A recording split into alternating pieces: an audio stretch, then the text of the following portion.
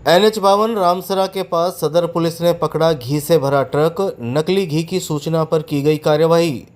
चूरू की सदर थाना पुलिस ने नेशनल हाईवे 52 पर रामसरा गांव के पास नकली घी की सूचना पर हरियाणा नंबर के एक घी से भरे ट्रक को पकड़ लिया।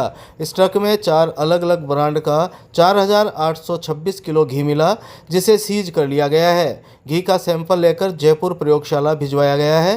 सदर थानाधिकारी बलवंत सिंह ने मंगलवार शाम 6 बजे करीब बताया कि एसपी जय यादव के निर्देश पर ऑपरेशन फ्लश आउट चलाया जा रहा है। पुलिस को मुखबिर से सूचना मिली थी कि हरियाणा से नकली घी की सप्लाई की जा रही है। इस पर पुलिस ने नाकाबंदी की थी।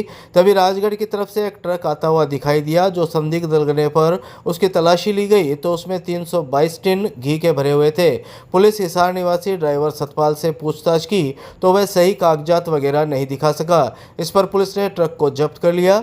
यह घी हरियाणा के हिसार से जोधपुर ले जाया जा रहा था। उन्होंने बताया कि इसके बारे में मुख्य चिकित्सा और स्वास्थ्य अधिकारी डॉक्टर मनोज शर्मा को जानकारी दी गई। इसके बाद फूड सेफ्टी ऑफिसर मदन बाजिया ने आगे की कार्यवाही की। फूड सेफ्टी ऑफिसर मदन बाजिया ने बताया कि ट्रक में करीब 4,826 किलो घी भरा हुआ था। इसमें गोपाल शक्ति, कृष्ण सागर, हर्बल प्योर और केसरी रत्न ब्रांड का घी था।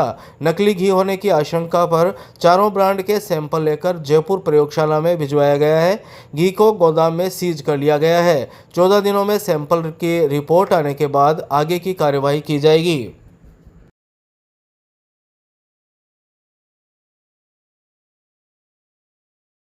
इंस्टाग्राम पर धमकी का वीडियो भेजने पर एक युवक कलेक्ट्रेट के पास से गिरफ्तार। कोतवाली पुलिस ने की कार्यवाही। चूरू शहर के एक युवक द्वारा इंस्टाग्राम पर धमकी भरा वीडियो भेजना महंगा पड़ गया। कोतवाली पुलिस ने युवक को मंगलवार को कलेक्ट्रेट के पास से गिरफ्तार कर लिया।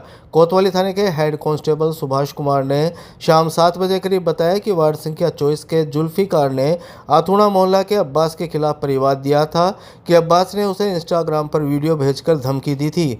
इस पर कोतवाली पुलिस की टीम इस संबंध में अब्बास की तलाश कर रही थी, तभी वह कलेक्ट्रेट के पास मिला। पुलिस टीम ने जब इस संबंध में उससे पूछताछ करने लगी तो वह आक्रोशित हो गया और पुलिस के सामने ही धमकी देने लगा। पुलिस ने अब्बास से समझाइश की, लेकिन वह नहीं माना और जुल्फिकार को लेकर धमकियां देता रहा। इस पर पुलिस ने संज्ञेय अपराध की रोकथाम के लिए उसे BNS की धारा 170 में गिरफ्तार कर लिया, जिसे कोर्ट में पेश किया गया।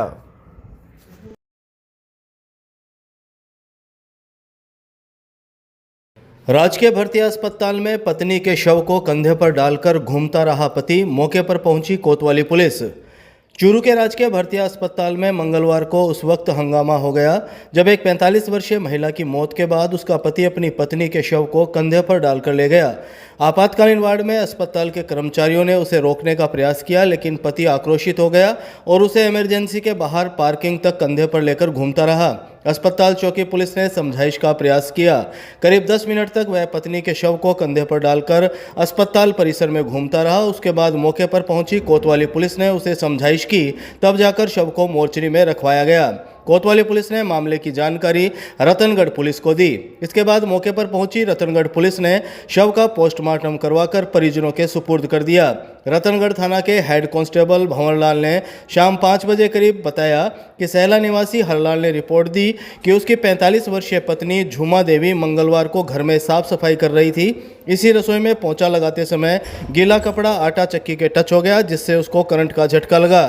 तुरंत निजी वाहन से परिजन महिला को राजकीय भर्ती अस्पताल के आपातकालीन वार्ड लेकर पहुंचे, जहां चिकित्सकों ने उसको मृत घोषित कर दिया। रतनगढ़ पुलिस ने शव का पोस्टमार्टम करवाकर परिजनों को सौंपा है।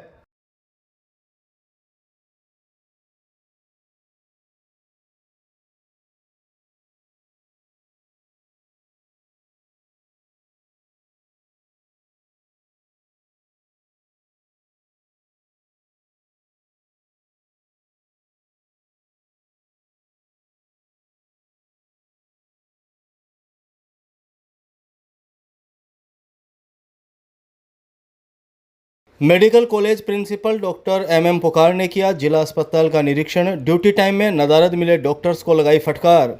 चूरू के PDU medical college principal doctor Mahesh Mohan Pukar ने मंगलवार दोपहर 1 बजे करीब राजकीय भर्ती अस्पताल का औचक निरीक्षण किया। इस दौरान ओपीडी में डॉक्टर्स के गैर हाजिर रहने पर उन्होंने नाराजगी जताई और यहां तक कह दिया कि ऐसे डॉक्टर पर सरकार ही कोई कार्रवाई करे।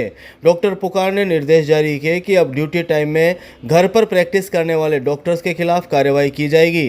उन्होंने बताया कि इसके लिए एक टीम गठित की गई है जो फील्ड में रहकर रिपोर्ट तैयार करेगी और यह रिपोर्ट सरकार को भेजी जाएगी। उन्होंने अस्पताल के ट्रॉमा वार्ड, एमसीएच, निक्कू Piku, emergency lab, labour room, medicine और सर्जिकल ओपीडी का निरीक्षण किया।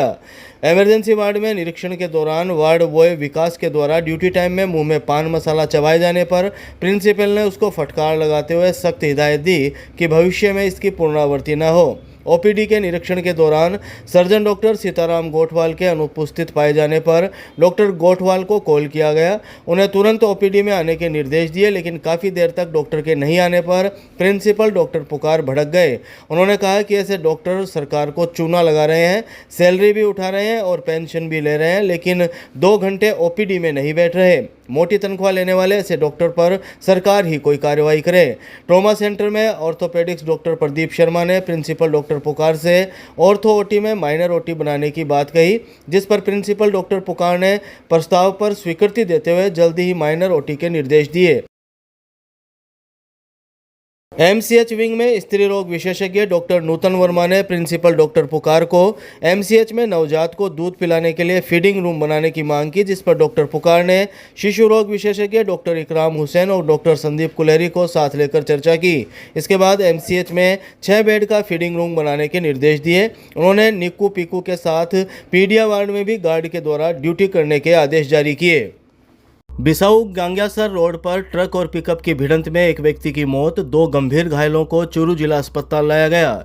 चूरू के निकटवर्ती बिसाऊ गांग्यासर रोड पर ट्रक और पिकअप की भिड़ंत में 18 वर्षीय युवक की मौत हो गई, जबकि 3 व्यक्ति गंभीर घायल हो गए। इनमें से 2 घायलों को गंभीर हालत में 108 एम्बुलेंस से चूरू के राजकीय भर्ती अस्पताल के आपातकालीन वार्ड लाया गया, जहां एक युवक की हालत गंभीर बनी हुई है। सूचना के बाद अस्पताल चौकी पुलिस ने मामले की जानकारी जुटाई। अस्पताल चौकी पुलिस से मंगलवार शाम 4 बजे करीब मिली जानकारी के मुताबिक घायलों के परिजनों ने बताया कि उसका भाई 18 वर्षीय राहुल अपने साथियों के साथ पिकअप में बिसाऊ से कोडेसर गांव जा रहा था। पिकअप में 25 वर्षीय रमेश, 17 वर्षीय अंकित और 2 जने अन्य थे। बिसाऊ से निकलते ही गांग्यासर रोड पर सामने से आ रहे ट्रक से पिकअप की भिड़ंत हो गई। हादसे में 108 एम्बुलेंस से सभी घायलों को बिसाऊ के गवर्नमेंट अस्पताल ले जाया गया, जहां अंकित की मौत हो गई, जबकि राहुल और रमेश सहित एक अन्य व्यक्ति घायल हो गए। राहुल और रमेश की हालत गंभीर होने पर प्राथमिक इलाज के बाद दोनों को निजी वाहन से चूरू अस्पताल के आपातकालीन वार्ड लाया गया, जहां चिकित्सकों ने दोनों का इलाज किया। घटना की सूचना मिलने पर medical college principal doctor M Pukar, अस्पताल अधीक्षक डॉक्टर दीपक चौधरी और उप अधीक्षक डॉक्टर इदरीश खान पहुंचे, जहां तीनों डॉक्टरों ने इमरजेंसी में मौजूद चिकित्सकों से गंभीर घायल युवकों के बारे में जानकारी ली। एक घायल युवक को अस्पताल के सर्जिकल आईसीयू वार्ड में भर्ती किया गया है, जहां उसका इलाज जारी है। गांव जालेऊ के पास स्कूटी से गिरी 47 वर्षीय महिला, चूरू अस्पताल में इलाज जारी। चूरू जिले के रतनगढ़ में शिव महापुराण कथा सुनने के लिए मंगलवार को पति के साथ स्कूटी पर जा रही 47 वर्षीय महिला स्कूटी से गिरकर घायल हो गई। घायल महिला को पति स्कूटी से ही राजकीय भर्ती अस्पताल के आपातकालीन वार्ड लेकर पहुंचा, जहां मौजूद डॉक्टर और नर्सिंग स्टाफ ने उसका इलाज शुरू किया। सूचना के बाद अस्पताल चौकी पुलिस ने मामले की जानकारी जुटाई।